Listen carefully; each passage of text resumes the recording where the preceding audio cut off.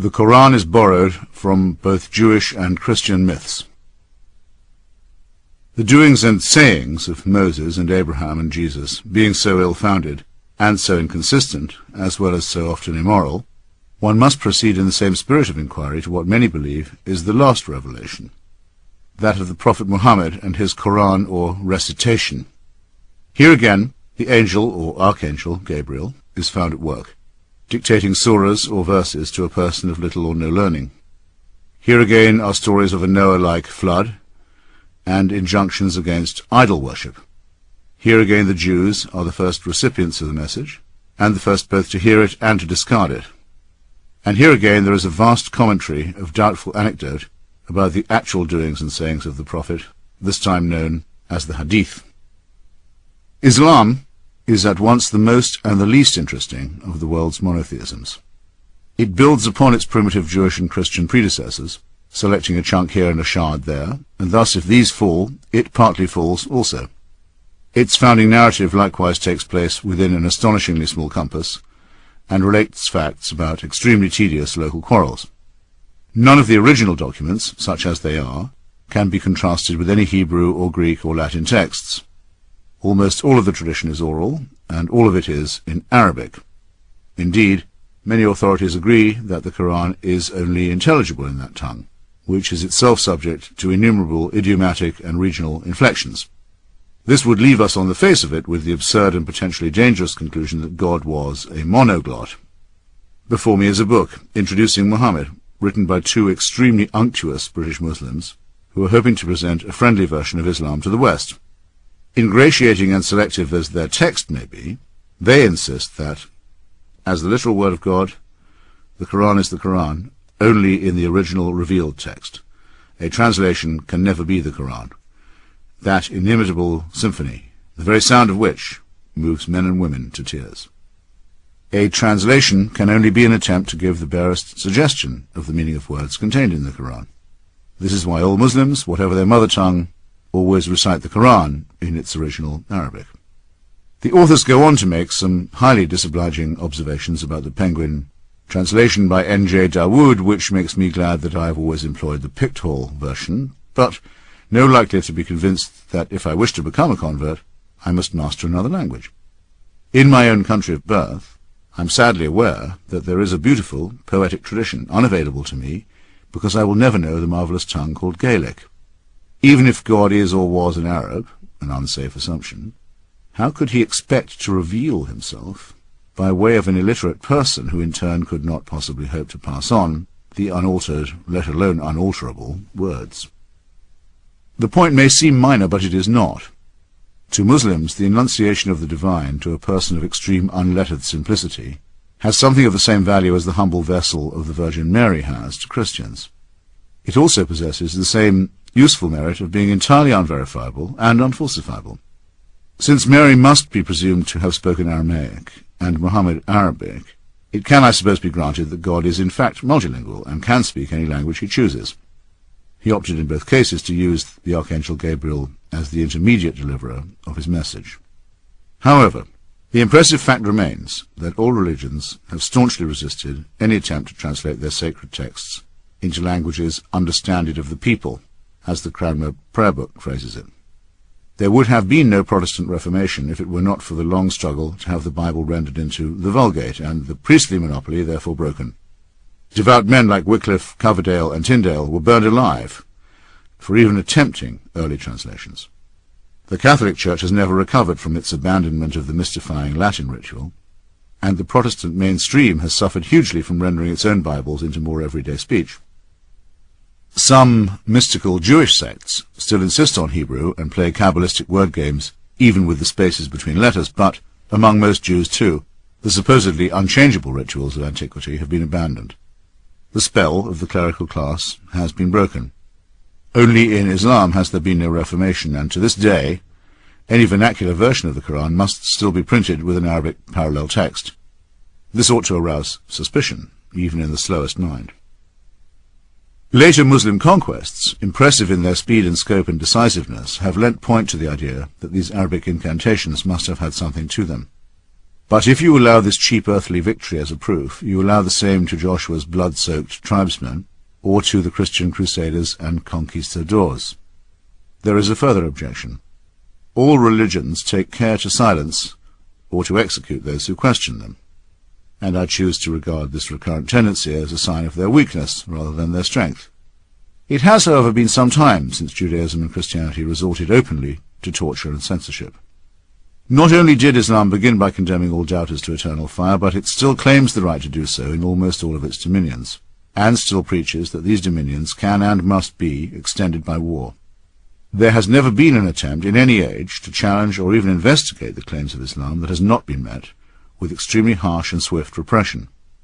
Provisionally, then, one is entitled to conclude that the apparent unity and confidence of the faith is a mask for a very deep and probably justifiable insecurity. That there are, and always have been, sanguinary feuds between different schools of Islam, resulting in strictly inter-Muslim accusations of heresy and profanity, and in terrible acts of violence, naturally goes without saying. I have tried my best with this religion, which is as foreign to me as it is to the many millions who will always doubt that God entrusted a non-reader, through an intermediary, with the demanding call to read. As I said, I long ago acquired a copy of the Marmaduke Pictorial translation of the Quran, which has been certified by senior sources in the ulema, or Islamic religious authority, to be the nearest to an approximate rendition into English. I have been to innumerable gatherings, from Friday prayers in Tehran, to mosques in Damascus and Jerusalem and Doha and Istanbul and Washington, D.C., and I can attest that the recitation in Arabic does indeed have the apparent power to create bliss and also rage among those who hear it. I have also attended prayers in Malaysia and Indonesia and Bosnia, where there is resentment among non-Arabic-speaking Muslims at the privilege granted to Arabs and to Arabic, and to Arab movements and regimes, in a religion that purports to be universal. I have in my own home received Sayyid Hussein Khomeini, grandson of the Ayatollah, and a cleric from the holy city of Qum, and carefully handed him my own copy of the Quran. He kissed it, discussed it at length and with reverence, and for my instruction wrote in the back flap the verses which he thought had disproved his grandfather's claim to clerical authority in this world, as well as overthrown his grandfather's claim to take the life of Salman Rushdie. Who am I to adjudicate in such a dispute? However, the idea that the identical text can yield different commandments to different people is quite familiar to me for other reasons. There's no need to overstate the difficulty of understanding Islam's alleged profundities. If one comprehends the fallacies of any revealed religion, one comprehends them all. I have only once, in 25 years of often heated arguments in Washington, D.C., been threatened with actual violence.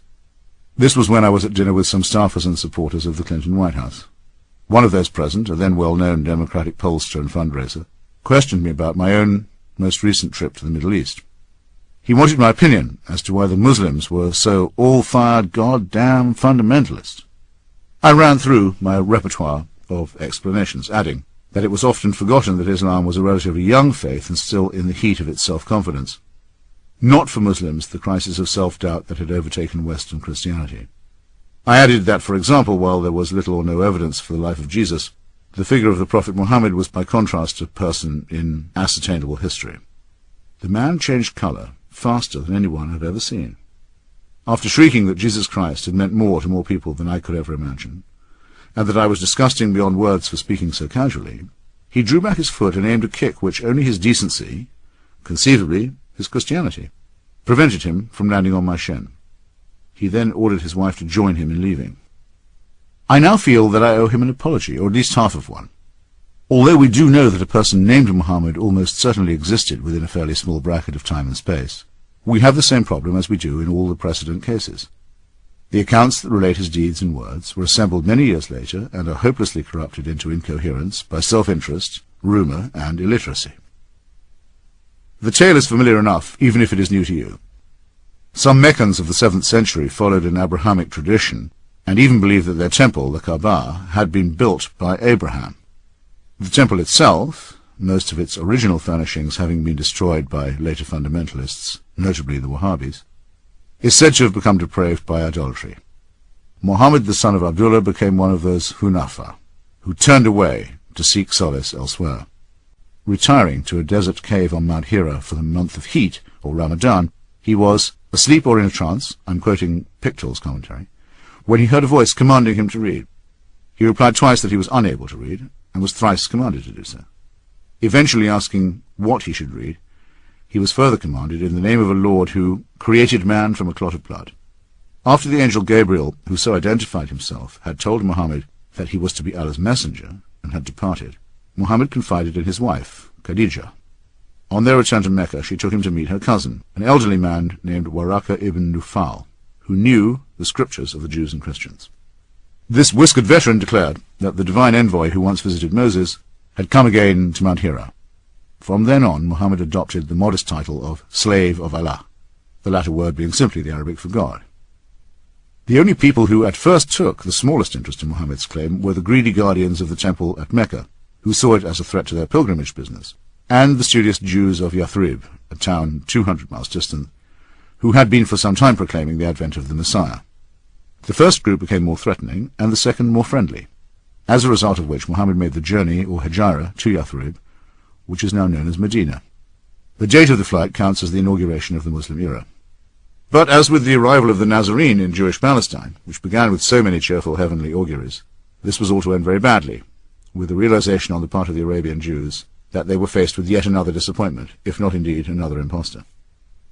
According to Karen Armstrong, one of the most sympathetic, not to say apologetic, analysts of Islam, the Arabs of the time had a wounded feeling that they had been left out of history. God had appeared to Christians and Jews, but he had sent the Arabs no prophet and no scripture in their own language.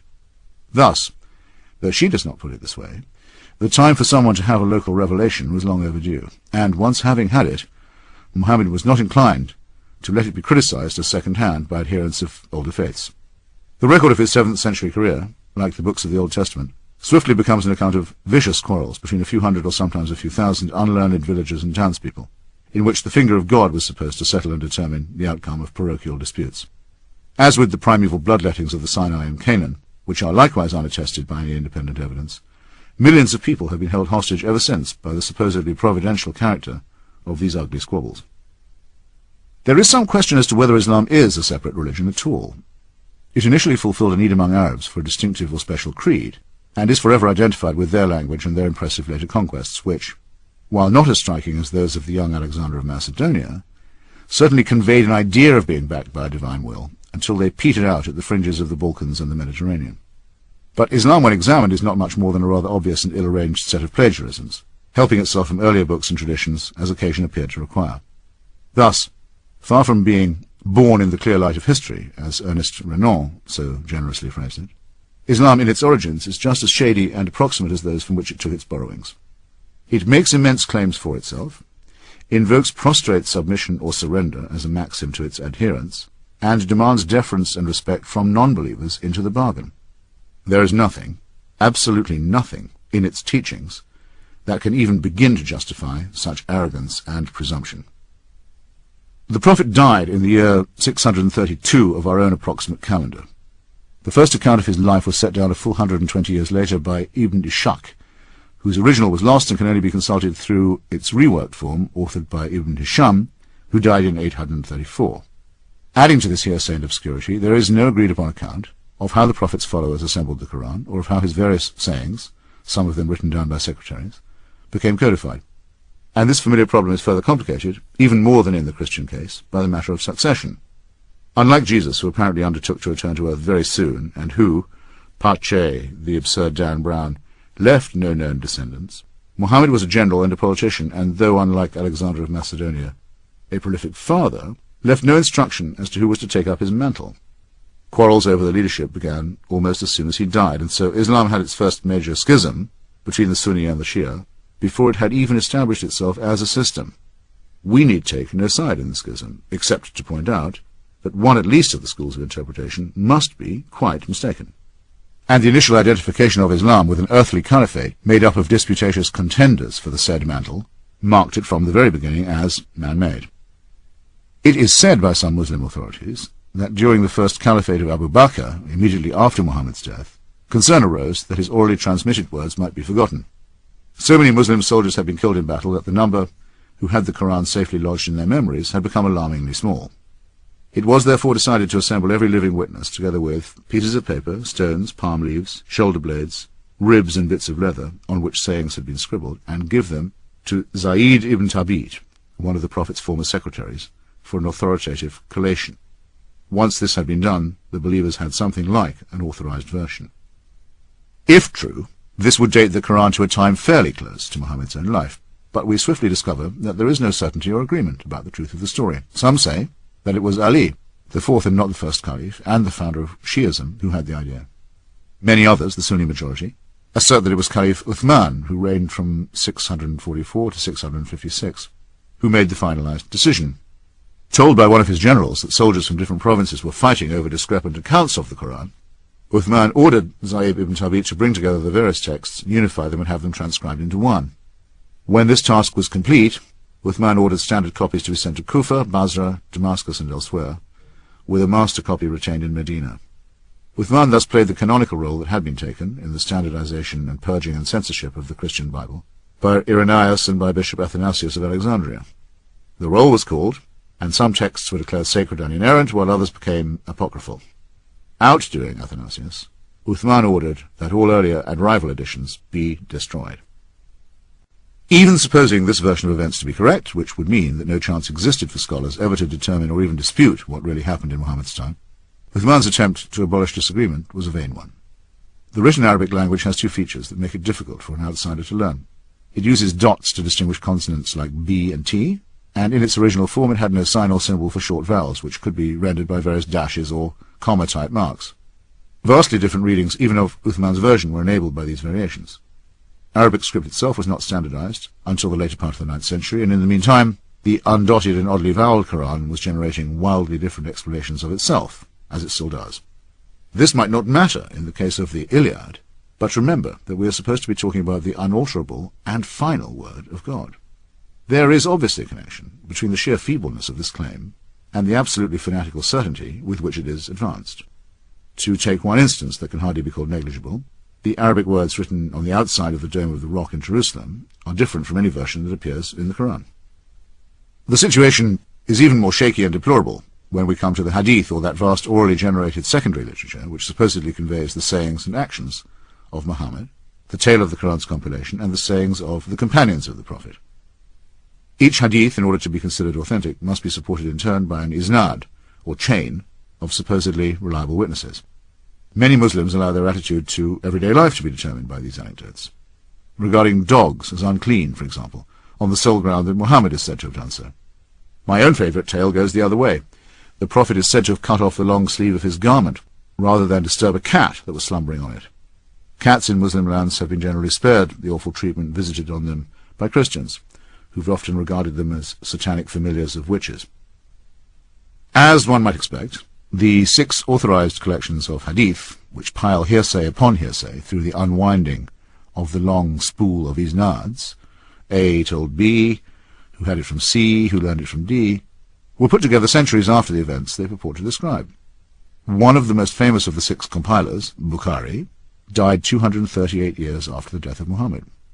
Bukhari is deemed unusually reliable and honest by Muslims, and seems to have deserved his reputation, in that of the 300,000 attestations he accumulated in a lifetime devoted to the project, he ruled that 200,000 of them were entirely valueless and unsupported. Further exclusion of dubious traditions and questionable isnads reduced his grand total to 10,000 hadith. You are free to believe, if you so choose, that out of this formless mass of illiterate and half-remembered witnessing, the pious Bukhari, more than 2 centuries later, managed to select only the pure and undefiled ones that would bear examination. Some of these candidates for authenticity might have been easier to sift out than others.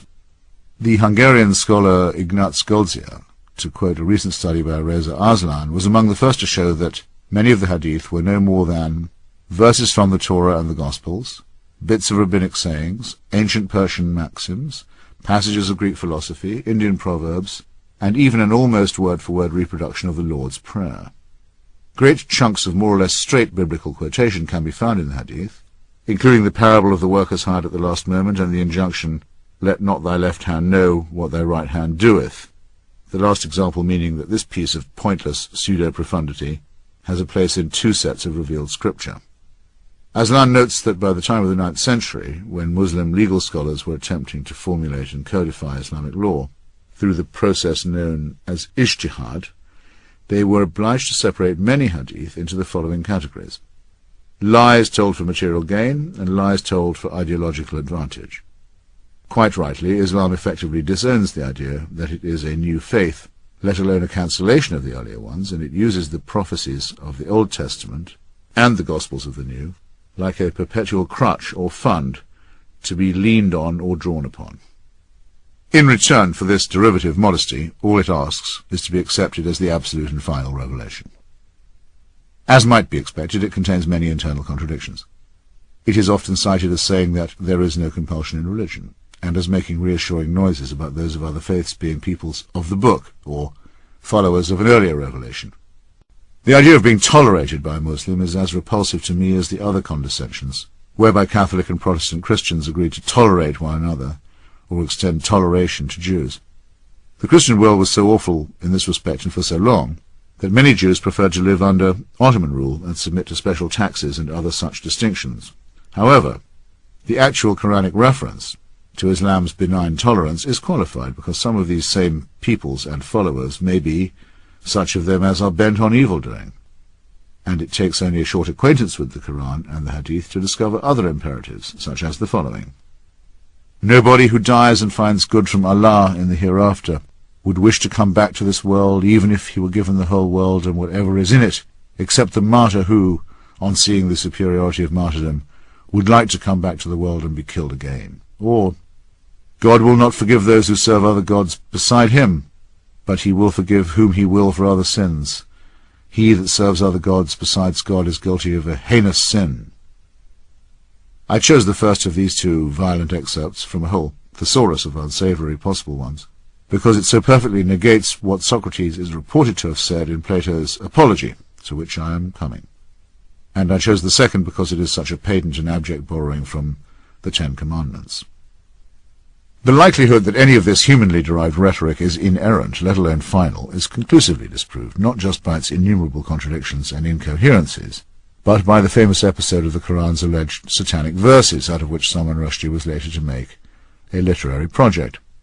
On this much-discussed occasion, Muhammad was seeking to conciliate some leading Meccan polytheists, and in due course experienced a revelation that allowed them, after all, to continue worshipping some of the older local deities. It struck him later that this could not be right, and that he must have inadvertently been channeled by the devil, who for some reason had briefly chosen to relax his habit of combating monotheists on their own ground. Muhammad believed devoutly not just in the devil himself, but in minor desert devils or jinns as well.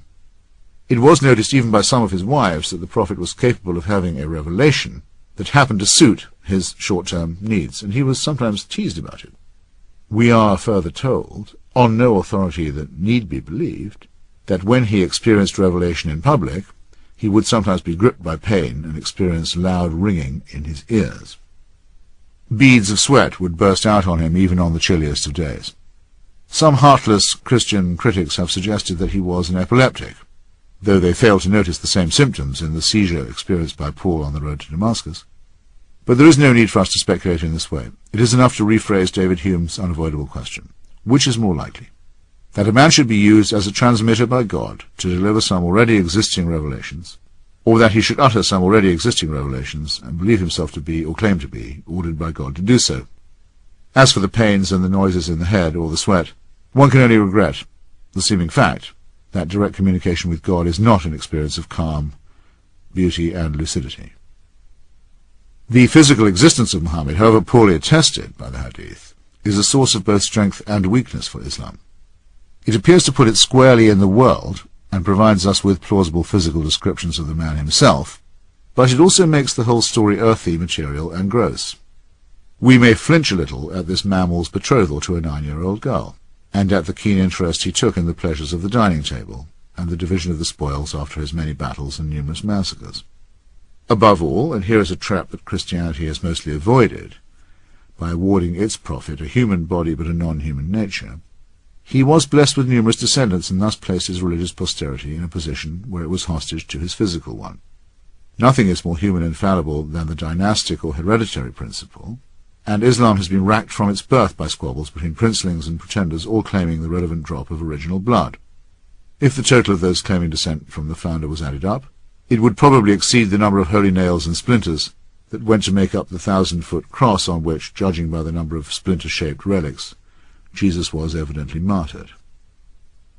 As with the lineage of the Isnads, a direct kinship line with the Prophet can be established if one happens to know and be able to pay the right local imam. In the same way, Muslims still make a certain obeisance to those same satanic verses, and tread the pagan polytheistic path that was laid out long before their Prophet was born. Every year at the Hajj, or annual pilgrimage, one can see them circling the cuboid Kaaba shrine in the centre of Mecca, taking care to do so 7 times, following the direction of the sun around the earth, as Karen Armstrong weirdly and no doubt multiculturally puts it, before kissing the black stone set in the Kaaba's wall. This probable meteorite, which no doubt impressed the yokels when it first fell to earth, the gods must be crazy, no, make that God must be crazy, is a stop on the way to other ancient pre-Islamic propitiations, during which pebbles must be hurled defiantly at a rock that represents the evil one. Animal sacrifices complete the picture. Like many but not all of Islam's principal sites, Mecca is closed to unbelievers, which somewhat contradicts its claim to universality. It is often said that Islam differs from other monotheisms in not having had a reformation. This is both correct and incorrect. There are versions of Islam, most notably the Sufi, much detested by the devout, which are principally spiritual rather than literal, and which have taken on some accretions from other faiths. And since Islam has avoided the mistake of having an absolute papacy, capable of uttering binding edicts, hence the proliferation of conflicting fatwas from conflicting authorities, its adherents cannot be told to cease believing what they once held as dogma. This might be to the good, but the fact remains that Islam's core claim, to be unimprovable and final, is at once absurd and unalterable. Its many warring and discrepant sects, from Ismaili to Ahmadi, all agree on this indissoluble claim. Reformation has meant, for Jews and Christians, a minimal willingness to reconsider Holy Writ as if it were, as Salman Rushdie so daringly proposed in his turn, something that can be subjected to literary and textual scrutiny. The number of possible Bibles is now admitted to be immense, and we know, for example, that the portentous Christian term Jehovah is a mistranslation of the unuttered spaces between the letters of the Hebrew Yahweh. Yet no comparable project has ever been undertaken in Quranic scholarship. No serious attempt has been made to catalogue the discrepancies between its various editions and manuscripts, and even the most tentative efforts to do so have been met with almost inquisitional rage. A critical case in point is the work of Christoph Luxemburg, the Syriac-Aramaic version of the Quran, published in Berlin in the year 2000. Luxemburg coolly proposes that far from being a monoglot screed, the Quran is far better understood once it is conceded that many of its words are Syriac-Aramaic rather than Arabic. His most celebrated example concerns the rewards of a martyr in paradise. When retranslated and redacted, the heavenly offering consists of sweet white raisins rather than virgins. This is the same language and the same region from which much of Judaism and Christianity emerged. There can be no doubt that unfettered research would result in the dispelling of much obscurantism. But at the very point when Islam ought to be joining its predecessors in subjecting itself to rereadings, there is a soft consensus among almost all the religious that because of the supposed duty of respect that we owe the faithful, this is the very time to allow Islam to assert its claims at their own face value. Once again, faith is helping to choke free inquiry and the emancipating consequences that it might bring.